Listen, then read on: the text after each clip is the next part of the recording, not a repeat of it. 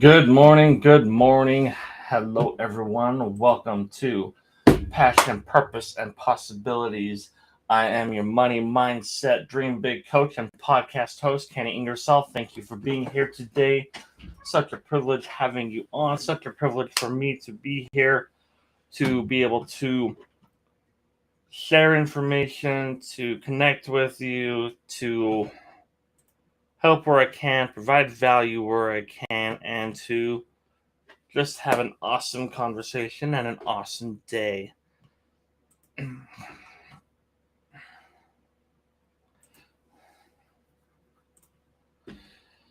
sorry, just getting a few things put together over here on the side. Please bear with me a moment here while I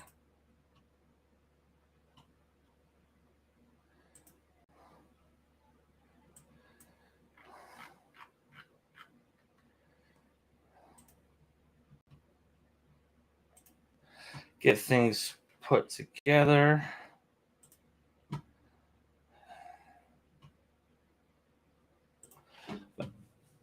Anyways, hope everyone is doing well. Hope you're having a fantastic morning so far. Fantastic day. This episode is brought to you by IngersollEnterprises.com. Thank you for that, IngersollEnterprises.com. How has your week been? How has your day been? How has your month been? What's been going on this month with you? What's been happening this week? What is happening now? What are you doing today to make tomorrow better? Sorry, having a little challenge getting something working on this end over here. So I'm just trying to get that figured out. Sorry about that.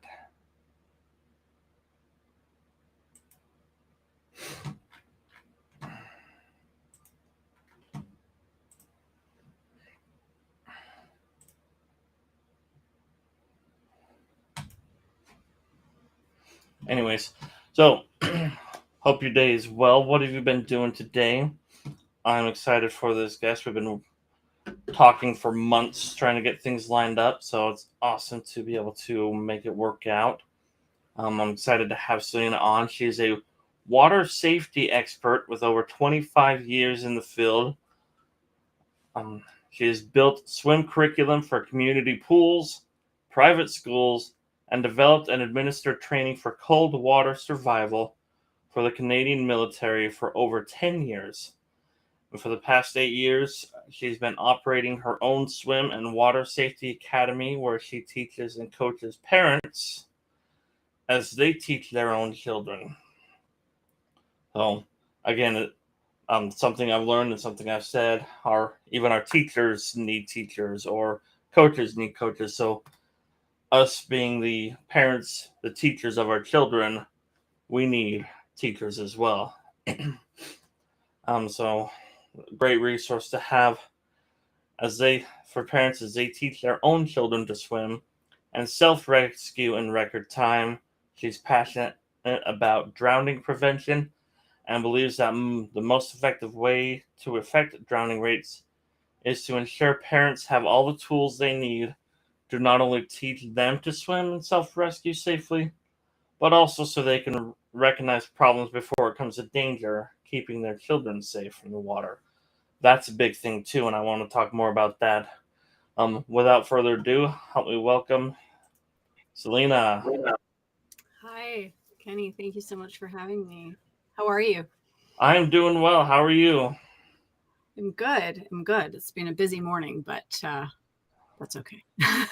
Awesome. Busy can be good. Is it productive? It was very productive. I hit Costco. What more can you ask for, right? Exactly, right? Food is taken care of, and I can free to do other things now, which is great. Perfect. And you don't have the late afternoon rush of everybody and their dog. And then Not today, luckily. Luckily. yeah. Yeah. So yeah, I try and go earlier in the day or during the middle of the week sometime to try and avoid some of that rush at Costco. Yeah, it's nice if you can do that for sure. Yeah. Yeah.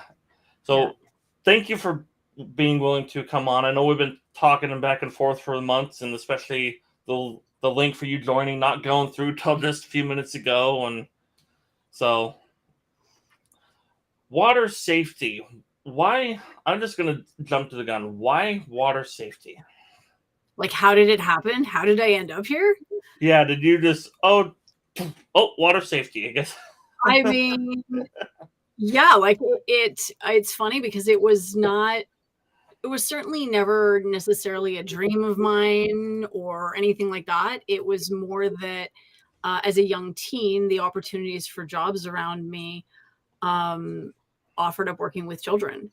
My sister is a gymnast, a competitive, or was a competitive gymnast. She's all grown up now, and not a lot of 30-year-old gymnasts, but so she was a gymnast and competitive gymnast, and the staff was looking for coaches, and so I actually started coaching gymnastics, but I was doing all the swimming levels with the Red Cross as some do, right? And in reaching near the end of those, they kind of funnel you right into learning how to teach, and so you go from being a student right through to being an instructor. It's actually a very interesting model, right? They usher you right through, and then you become an instructor. And so I ended up coaching both gymnastics and swimming as a teen, and then that led to and lifeguarding, which led to work at the military beach, which led to the cold water survival, which led to helping train police in water safety. Um, and building curriculums and stuff, and it just kind of evolved from there. I've always had a passion for the water. I love being in the water. I think that's true for a lot of people. There's this sort of like weightlessness, and it's quiet underwater, and it's yeah. And then as one does near university kind of years, I stopped and I moved to other things. And it wasn't until I had my first child, and after he had a non-fatal drowning incident, a near drowning, that I started to explore what I had learned and how I could help him through this, to get him back in the water and back enjoying it. And so that kind of led me back in to water safety, which is full circle interesting, right? How our lives can bring us full circle back to what we loved as kids when we're following our passion and our purpose. Yeah, I love that, and we'll dive more into the passion part of it more. But so often when we have a impactful experience such as the that experience your child had, or especially when it comes to a child, if it's me that's one thing, but if it's my son, that's like five whole new levels up kind of thing. And Yeah. then I learn more than the people that put the information out there learn about it, basically, to emphasize the point there. And I love how you're able to help get him back into the water, because so many times we shy away. I get burned on the stove, and our first reaction is to stay away from the stove. But it's being educated is huge.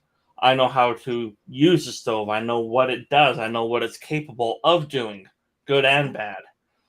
Or electricity, or water, or all those things, and being able to um, move beyond that.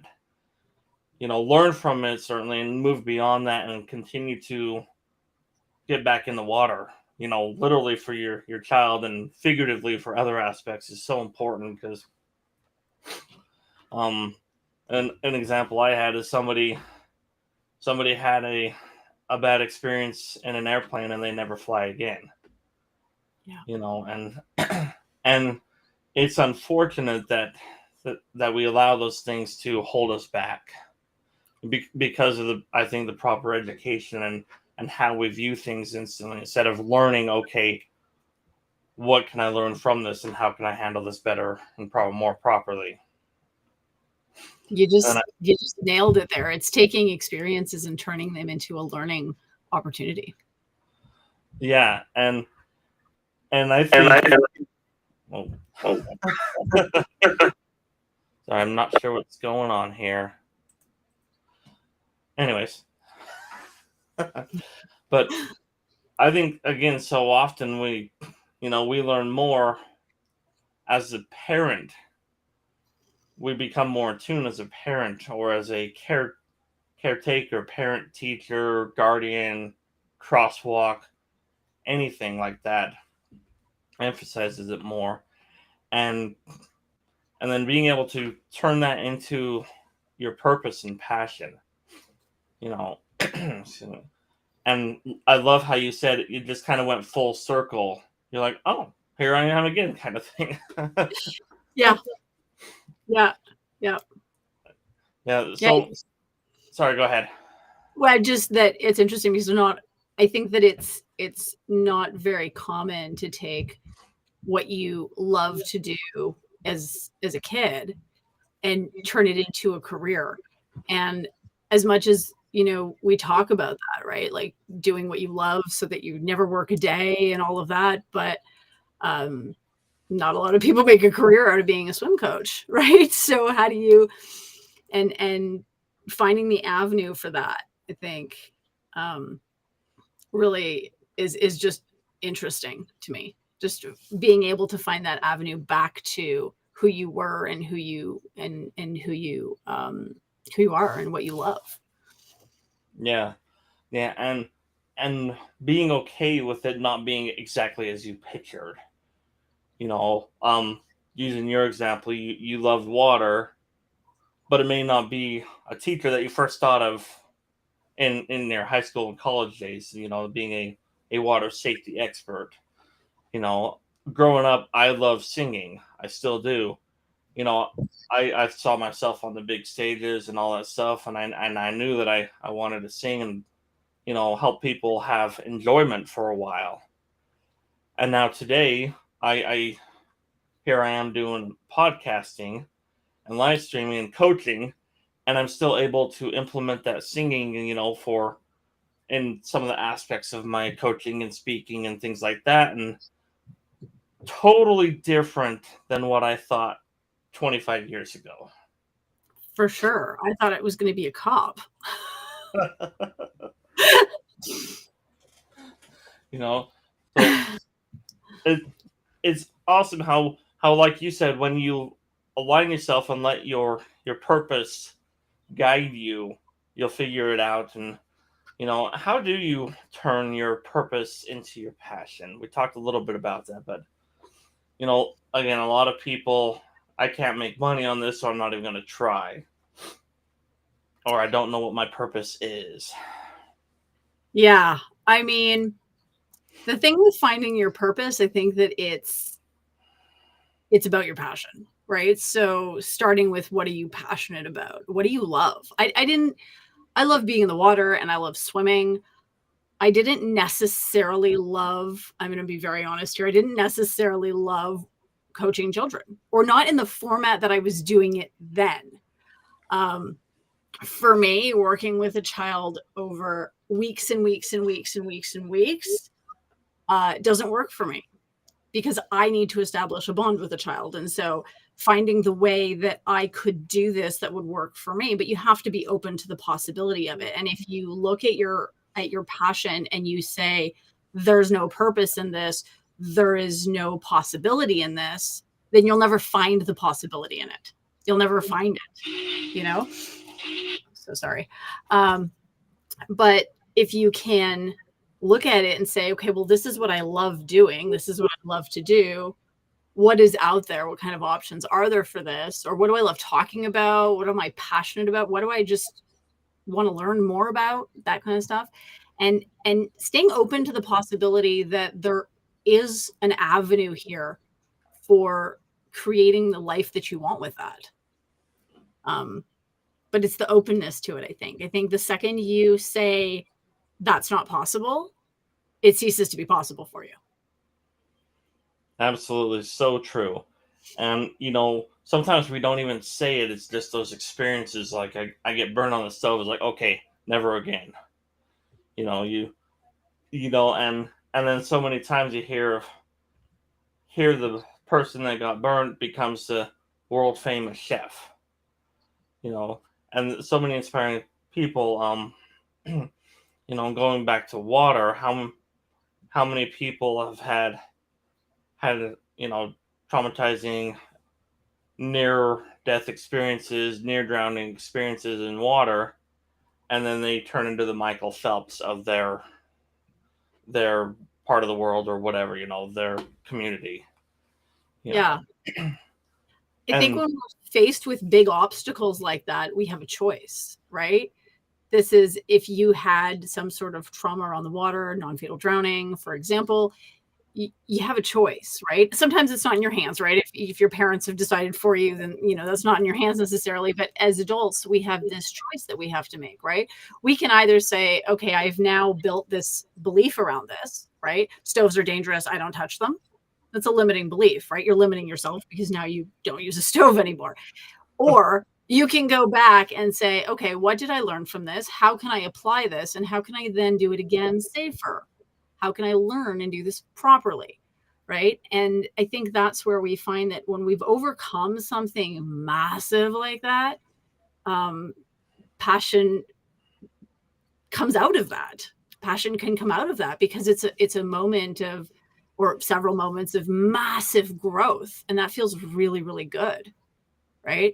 And so if you can overcome something like that and choose to take those steps to get through it, it can lead to passion and it can lead to great things. yeah, and being open to whatever it leads to, it may not be the exact channel you thought of. And that brings up the next one is imposter syndrome. Those go together. What was your journey like? I'm speaking from my understanding, just from what I know about you and reading your bio and stuff. I could see you. You said you worked with the military, and I could just imagine me going up like, oh, I'm working with the military. They got all these drills and training, and they're known for, this is military operation and everything's standard, compared to the military. And then here's this little old me. What do I know? And I'm gonna go teach these people. Yeah, imposter syndrome is a tough one. So for me, it didn't manifest with working with the military because I was actually in the military. I was in the military for over 10 years. I retired as a captain. Okay. Yeah, and people who have worked with me and know me, they're never surprised. They're never ever surprised that I was in the military for that long, or that I got to that rank before I left or anything like that. People are never surprised. But for me, where imposter syndrome really hit me up, in two places actually. So when I started this business, it was accidental, really, truly. Like we got over it with my son. I got my daughter swimming. And then I had a friend come to me and say, you want to try again? And I said, I mean, sure, let's do it. Now, granted, I had all the water safety background, and I had, the background of teaching children and working with children in the past. I also come from a very long line of teachers. My mother's a kindergarten teacher. So, and I lots of nieces and nephews, so used to being with children. And so she hands me her son and we start the process. And sure enough, we got through it. And then her friends started calling. And I was starting to get a little nervous, right? Because I don't know if I can repeat this. So that just exploded into something massive, massive, massive.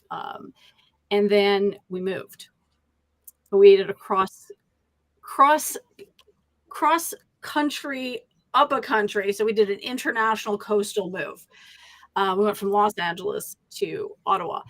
And when I got here, I was like, you know what? I'm not doing it. I'm not opening the business here. I'm not going to do it. I'm not going to do it. It's not going to be possible here. The season's too short. All of these reasons why I couldn't. All of these reasons why it was, not a good idea, that it was, all of these things. And it was actually my mother kept sending me news articles. Every time a child would drown, she would send me a news article. And I know that sounds awful, but it was a method of motivation. She knows me well enough to know that was going to push me, because she needed to access my emotions to get me to move. And so I did. I got back into it. But again, I was building a brand new business, and it was, the market's different and all this stuff. So I had all this imposter syndrome around the business side of things, not in the water anymore, but the business side of things. I don't have a business degree. I have, I ran a business in Los Angeles. I put it in quotation marks because I didn't market it. I didn't have to do anything. People came to me. But rebuilding that and rebranding that once we moved caused a lot of imposter syndrome on the business side of things. And then again, when we scaled, when we went with the virtual option and started scaling, that too brought a whole lot of imposter syndrome about my communication skills. Am I able to teach somebody else how to do this? Who am I? Who am I to teach this? Right? And that is imposter syndrome, right? And the thing with swimming in particular is that there are not a lot of certifications long term for professionals, for people like me who are going to do this for the rest of their lives. There are not a lot of certifications past those 16, 17-year-old certifications that you can get.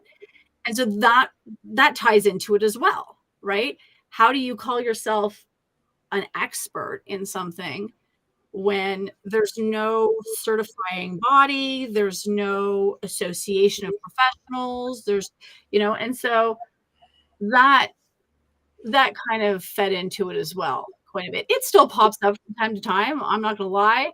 I think we all get it from time to time. And I think it's important because it shows us where we are struggling with our limiting beliefs. It shows us where we need to work, where we need to think through things, where we need to decide for ourselves, is this actually true? Do I actually believe this? And if I do, what would it look like if I didn't? Right? Yeah, these are Byron Katie's The Work questions. Yeah, I'm sure you're familiar with those. Mm-hmm. Yeah. And then every time it pops up for me, those are the questions I go through. Who would I be if I didn't believe this? Right? Yeah. Yeah, there's a lot of good points that you brought up, and I want to start by what we talked about a minute ago. The stove is hot. What can we learn from it? Oftentimes, when we get the most feedback is the path we're supposed to go on, or if we're getting haters, that means we're doing something right, so to speak. So I like how you brought up the struggles and challenges and stuff that you face and going through that, and then going into the imposter syndrome. Who am I to do X, Y, Z? Is another. I think if like you said, the opportunity to decide okay, do I really believe this? Do I really believe that? And then do I really need outside validation? Kind of tying in those curriculum that you said wasn't there. Do I need that outside validation? I feel confident in my abilities and my skills that I don't need the outside validation. I don't need, and I'm not saying those aren't important or whatever, but, and you're not just going to do it willy-nilly, but, it's not necessary per se. You can create those validations, and at one point, none of those certifications existed at all. Somebody created them. So why not you create the next one? Well, that is the plan. That is the plan. I love it. and we're gonna have you back on the show when you create those. And That sounds awesome. That sounds great. and so many times we've let the imposter syndrome, who am I, and getting the outside validation stop us from pursuing it. Um, and then also for me on the imposter syndrome, it's if I'm a coach in the financial services, I do money mindset and I do financial services. When I'm speaking and I know there's another coach in a similar field, I'm like, oh crap. Now who am I? I got someone that knows what they're talking about. Are they going to judge me? What if I say something wrong? What if they, you know, I'm thinking of another analogy would be like a food critic at a restaurant. It's a whole different ball game when you have a food critic at your restaurant. And then like pushing past that and being confident in your knowledge and still being willing to learn and train. Okay, maybe I don't know as much as I thought I did, or I know this much and I'm confident where I'm at, but I want to grow and I need mentorship, or I need to continue to seek mentorship from those in the room, from the food critic, from whoever, and turn that imposter syndrome into something good for you, into the next step. Yeah. And we focus on water, and I think that can, well, we kind of have already apply anywhere across the board, business and life. Because so many times in not even in business, but just in life in general, we let imposter syndrome. I'll take me. I bake sometimes, but my sister-in-law is like phenomenal at baking. So if I bake something and I'm watching her eat it, I'm like, oh crap, what is she gonna say? What if she spits it out? Whatever, kind of thing. And but being able to push past that and say, okay, let me learn from this and grow and be better. And sometimes even that person we need to learn from is ourselves. What can I apply? I know I can do better. Let's bring out more of me. I wasn't on my A game, so to speak. Yeah. So, you said something really interesting there about what if I say something wrong? What if I say something wrong? And I get it, right? Because, and I'm sure that in finances, it's similar to everywhere else in that, I have my beliefs about how best to teach a child to swim and how best to empower a parent to do that. And, how best to keep your child safe. And it's not the same opinion as everybody else out there. And so sometimes I think that we say something like, I'm going to say something wrong, or we worry that we're going to say something wrong. But really what we're worried about is that our belief is not going to be well received. And so I guess the question I would have is it what if I say something wrong? Or is it what if that person doesn't agree with me? Right. And so the question is, what if he doesn't? Right? Like, we're all allowed to have our opinions, and we're all allowed to do things in our own fashion, in our own way, in our own method. And I know that I'm not for everybody. It was a hard lesson to learn. It's a hard one, but I know that I'm not for everybody. Right. And so if a client comes by and they're like, oh yeah, we don't believe that, then you don't believe that. That's fine. The people that do believe that and have the same kind of mindset as I do about these things, they'll find me and we'll work together and it'll be wonderful. And those other people, they'll find a different avenue for their children. They'll find a different avenue for what they're looking for, because there are lots of us out there in every field. And, as far as I'm concerned, more than enough clients and more than enough of us to go around. Right. There's no shortage anywhere. But yeah, it's the shortages. We create them in our head, these shortages, right? These limitations. And especially I think that if you're facing someone who has a stronger following, or has been in the industry for longer, stuff like that, we can really worry about saying the wrong thing or giving the wrong impression or whatever. But at the same time, we're all just people. We're all human. And our beliefs are built on our lived experiences, and you're not going to have the same lived experiences as somebody else. So you're not going to have the same beliefs as somebody else. Yeah.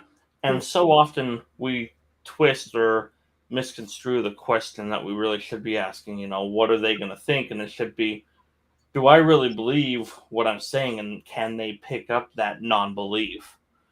And that right there makes a huge difference, because one of the things I've learned is they don't need to believe it, but they need to believe that you believe it. Yeah, absolutely. I mean, I think also too that if you're speaking to somebody else who's in your field and they don't have the same opinion on something, then it might be an interesting place to listen and grow and learn. And even if that is ultimately not a belief you have, now you know that belief exists, right? Absolutely. Yeah, and that can be helpful too. Yeah, and then, like you said, we create these limiting beliefs, and our mind is so fascinating. I've been studying it for the last year and a half, more and more, and our mind, in my opinion, is a much better, much faster search engine than Google. If we say I don't, or that's not possible, it's gonna put Google to shame and go find those things that compound or that add to and help sustain and support that phrase you just said and what you believe of I can't, or it's not, or I don't, or whatever it is. And the same is true for the opposite. I can. It's awesome. It's amazing. I'm confident. It in my opinion, it puts Google to shame. The way our mind works, and the searching in the universe, it's got more resources than Google too.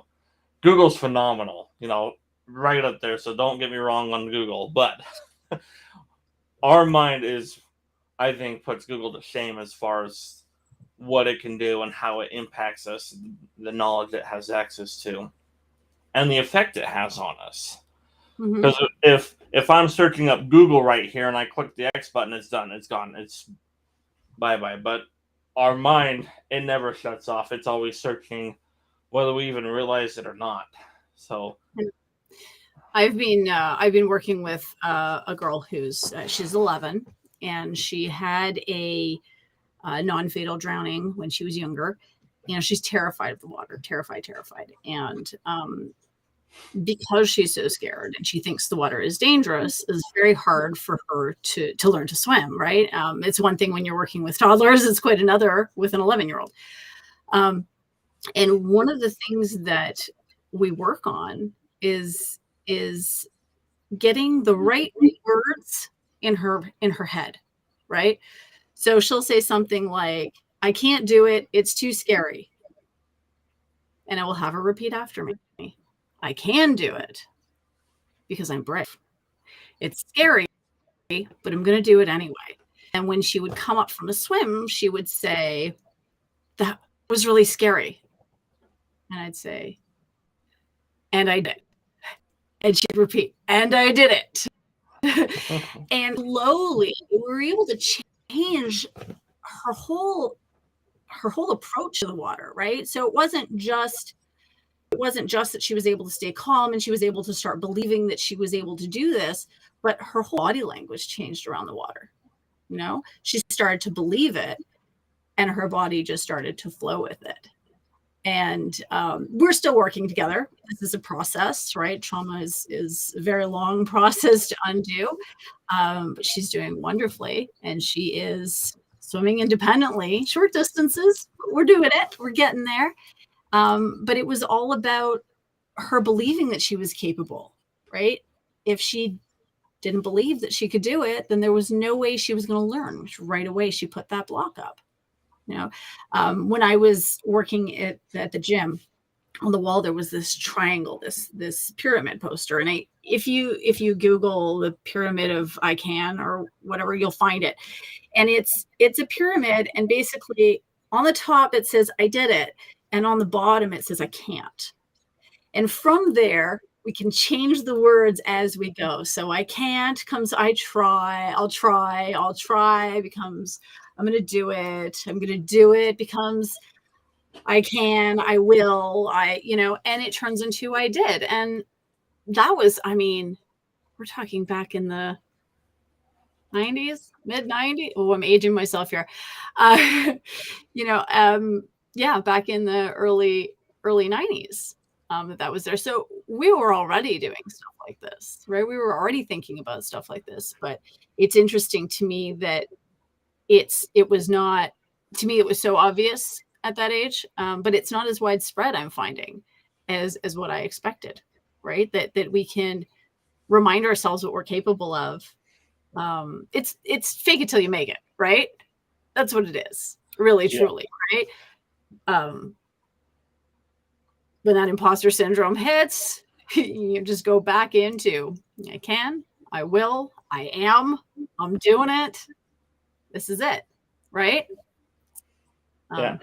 And I tried to just find it, and I can't pull it up right now. But anyways, yeah, and then unfortunately we go back into our comfort zone so often, and that's why it's still not as prevalent as it should be on how the mind works and how we are in control of it, and going from the I can't at the bottom to the I did it at the top, you know and and it's fascinating, and it's freeing when you learn and start to understand this stuff, and sometimes I have to be careful because I just want to dump all this info into my son. I'm like, listen to this, watch this, do this, look at this, check this out.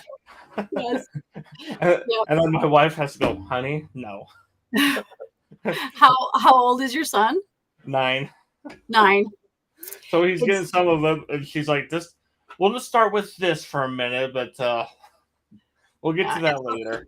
It's definitely a fun age because they start to they're really understanding more, and we can have more conversations with them, and things seem a little more logical in their head. You lose that, just by the way. It goes away, the logic in their teens. I'm sure it comes back, but but yeah, I have a soon to be 11-year-old and a 13-year-old. So we're just starting to touch into the teen years. It's interesting. Yeah, I'm not quite there yet. I've worked with a bunch of kids around that age, so I got a little taste of that, but not quite there yet with him. But yeah, it's so freeing, and I wish I'd have known that 30 years ago, kind of stuff. I wish that at my teens and my early 20s would have been willing to listen to people who were trying to teach me that, because I'm sure they were. I just didn't want to listen, and I knew it all, of course, but we all did at that age. sometimes it took a 2x4, but Yeah. but it's so freeing when you understand this, because it really does change your life and give you that much power and control back. Excuse me. Into being able to do that. And I think that's a perfect segue. You have a self-paced virtual program. You mentioned that earlier. Tell us a little bit more about your program and how people can connect if they wanted to get started. Sure. So the easiest way to get started is to catch me on social. So Swim to Safety by Selena on Instagram, Facebook, TikTok, YouTube. I don't remember where else. And then our website, swimtosafety.com. And so basically the program, the way it works is I don't teach swimming the way you expect it to be taught. So that's the first part, is that swimming is a body skill, and children, I find, learn best, in my experience, when they are given a task but not told how to do it, right? So a child learns to walk like this. Perfect example, right? They get up and they try. They try, and they stumble and they fall and they try. And we're not there as parents saying, now this foot over here, now shift your weight and put this foot over here, right? Because it's not effective for a child at all. We encourage them, come, this is what I want you to do. I want you to come. And then they do. And then they learn to do it and they get faster and better at it and all of this. And so swimming, the way it's always been taught and is still taught in many, many, many places, is very structured like that. This is where your hand goes. This is where your legs go. This is what your hand is doing. Your hand has to be like this. And, and it's very prescriptive movements. And prescriptive movements in a body skill are fine for adults, for teenagers, fine for, but not to get over that hump, especially not when there's emotions involved with the water, right?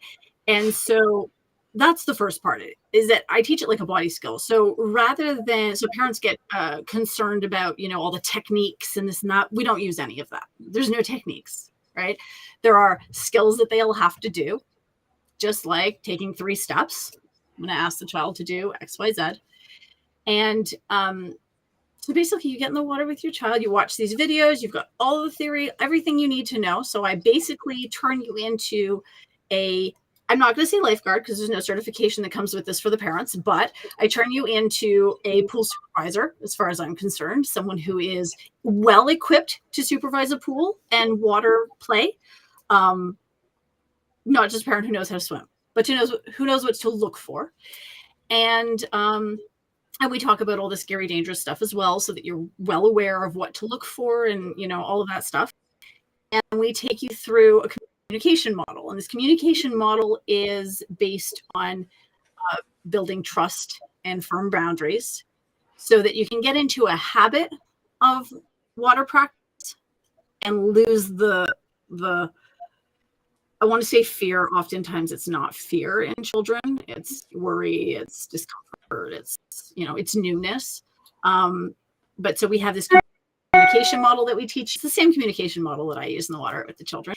And then you have 10-minute practices. That's it. Practice in the water with your child for 10 minutes. And it's based on whatever skill they're at, right? So you do the skill, and once they've got it, you move to the next one. And that's it. Just like when your child learns to walk, they'll learn to run. Once they're on a bike, they'll go faster. Maybe they'll stand up. Maybe they'll let go of their handlebars, right? It's the same kind of idea, the slow progression of one thing at a time. And what's amazing about this is I've now run this program for 8 years. I have taught personally over 2,000 children this method. And it works in 2 weeks. 2 weeks. So I spend 90 minutes with the children, 10 minutes a day for 9 days, and they're swimming. And the parents can do it however they like. So we have some parents who get in the water every single day with their children. And I just got a beautiful email from a parent just last week saying that her daughter was swimming in 2 practices in 2 days. And now we're moving to the next skills because we go right to self-rescue. Yeah. And so it just depends how often you get to the pool. But it's simple, it's flexible, it's cost effective, especially if you have more than one child. But absolutely cost effective because once you have the program, it's yours and you can take your time, Yeah. And it is literally the only lessons your children will ever need, because unless they want to be athletes in the water, aquatic athletes, they don't need to know how to do the front crawl, is my belief, right? And some people disagree with that, but that's my belief, is that if you want to be recreationally comfortable in the water and safe in the water, you don't need to know your strokes. You need to know how to move around in the water and how to manipulate the water to move yourself. Yeah. Again, what's your goal? If your goal is to be Michael Phelps, and then you'll get to the strokes and those techniques later. But the base principles and to be safe and all that stuff. What's your goal? Yeah, so, exactly. Yep. Awesome. I love that. And so make sure I've got this correct. So if people wanted to reach out to you, give you a call, ask questions, they can find your info right there, right? Yeah, so they can find my info on my site or on socials. We have a link tree, and you can actually book a call with me straight into my calendar.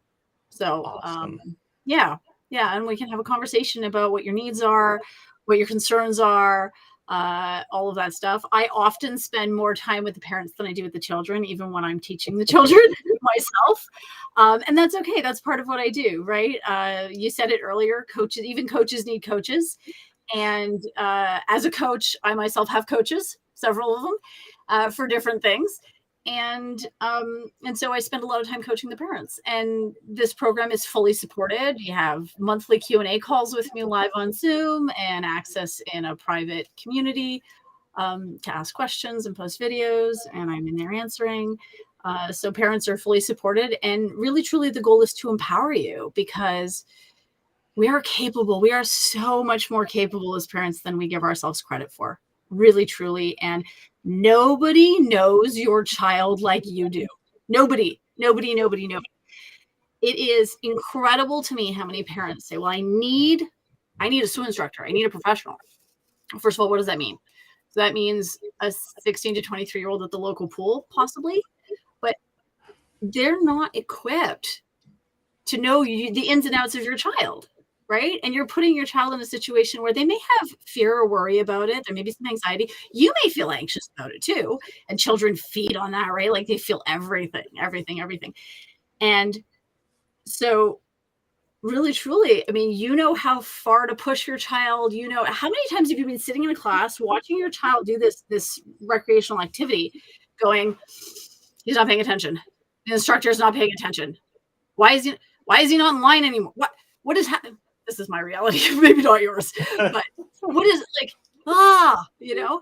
And I recall having those moments watching my son in traditional lessons before all of this, right? I put him in traditional lessons and I'm watching this lesson and the instructor turned her back on him. And there are like 6 kids in the class and 3 of them are in the water and 2 of them are screaming. And I'm watching this and thinking to myself, this is hell.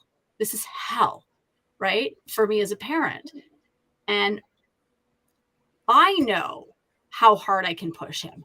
I know where his breaking point is. I know that I can get one more out of him or whatever, right? Because we are there ins and outs for everything, for bedtime, for teeth brushing, for potty training, for all of it, right? And it tests us to no end. And this is, I'm going to be honest, it's no different. It's a growth experience for parents and it's empowering. I have parents come back to me and say, oh my gosh, that communication method, we still use it in the house. Years later, they still use the communication method that they learned. Because it gives you a place where you can help frame things for your child and help, and these things are universal. Right? It's not just in the water that we need to communicate with our children, it's elsewhere too. And yeah, so I've found that the parents that go through the program are actually better at my job than I am. So there's that. The children are more proficient. The parents have a much better understanding of their child's limitations in the water. And it causes for a lot more peaceful swim time and vacation time for families because parents are so much better equipped when they've taught them themselves. They know exactly where things are going to get tripped up. They know exactly what to watch for because they've been there in the water with them every single practice instead of having somebody else do it. I love doing it. I love teaching other people's children. I do. But I think that there's a benefit to parents doing it themselves, a huge benefit. And I think culturally we've lost that, which is sad to me. So I hope to bring it back. Yeah, absolutely. And just spending that time with your kids, regardless of what you're doing, is a benefit in itself. When before our son was born, my wife and I were like, no one else is raising our kids. He doesn't go to daycare. We don't have a babysitter, and that's just us. I'm not saying anything negative towards anyone else or anything, but I love being there with him. You know, Changing poopy diapers is not my favorite thing, but spending the time with him was irreplaceable. and the frustration and the aggravation, mostly because I didn't understand what was going on. um, but and being there too, you get more enjoyment when my son learned to swim with me. I got a lot more than when he learned something with someone else. I was very excited for him to learn that, but I was a lot more excited that we did that together. Yeah. And so I love how your approach helps to enable that, to have that happen. So, and Yeah. thank you so much for being here on the show. I've really appreciated it. It's been awesome talking about water and how it can um what's the word I was looking for, carry over into all areas of our lives, and sometimes we overlook that. But thank you so much for being here and taking the time to be here and share your wisdom and knowledge. And again, everyone, please go to her website, find her on social media, book that call, get some understanding, because a lot of times, speaking as a parent and a coach, a lot of fear, a lot of unknown can get resolved in a phone call. Yeah, for sure. For sure. All those limiting beliefs you have out there about whether or not you're capable of doing this, let me tell you, you are capable. You are capable of doing this. I mean, you've kept them alive this far, right? And you've managed to keep them alive and thriving even. And this is just another one of those steps. It's just another thing. And it's an incredible bonding experience. I mean, as you said, Kenny, right? Like being able to do it with them. It's such an incredible Absolutely, bond. I love that. Yeah. Yeah, I wouldn't trade those for the world.